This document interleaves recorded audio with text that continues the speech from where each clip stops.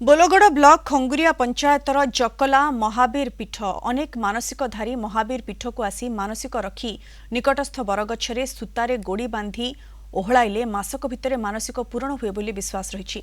खाली सेतिकी नुहे एही बरगछर क्षीर द्वारा अनेक रोगर उपशम मिले बोली मध्य विश्वास रही। बरगछर पत्र केबे सुखे नाही कि झड़ी तले भी पड़े नाही। एहार क्षीर एवं फल को एठिकार जने सन्थ औषध रूपे व्यवहार करी अनेक रोग उपशम करिसेंति बोली कहा जाउछि।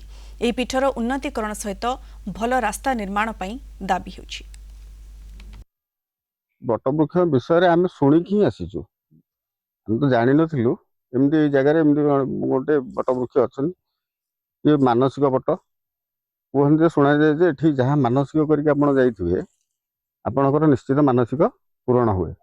जो आम आसचु बटवृक्ष देखा ये जहाँ मानसिक करके मन भर जहाँ अच्छी राम नाटक सरी जावा परे क्रमश बर डालटी तो डाल तो बंचिबा संभव नुह, तेणु से भांगी जाइथिला, सुखी जाइथिला एवं ऊपर खुंटाटी भांगी जा पर तले जो छोटिया खुंटाटी रहिला सेठू तीनटा शाखा धरिकी आपण बट बाहरिले एवं सेठी एठी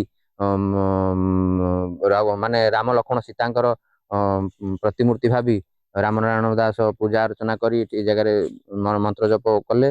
जो मानसिक सब रही समस्त रोग व्याधि सब भल है मानसिक पूरण है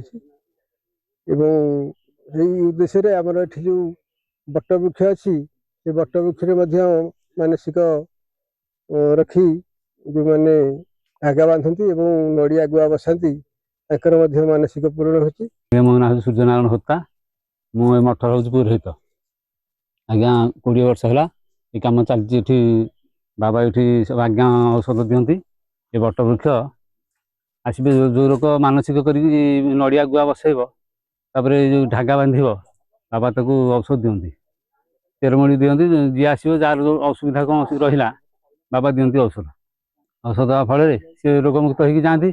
कथार अच्छी विश्वास मिलई हरि आउ जो विश्वास थाए सेठारे अनेक अलौकिक देखा मिले तो सेपरी एक स्थान हूँ बोलगड़ ब्लॉकर बटवृक्ष जंगल भितर जो बटवृक्ष सेठारे अनेक रोग उपशम होगा सहित अनेक मानसिक पूर्ण हुए आठाक दौड़ी आसुंच अनेक भक्त साधु सन्यासी जहां नहीं बोलगड़ एवं बेस चर्चा यही पीठर उन्नति नहीं साधारण दाबी होची।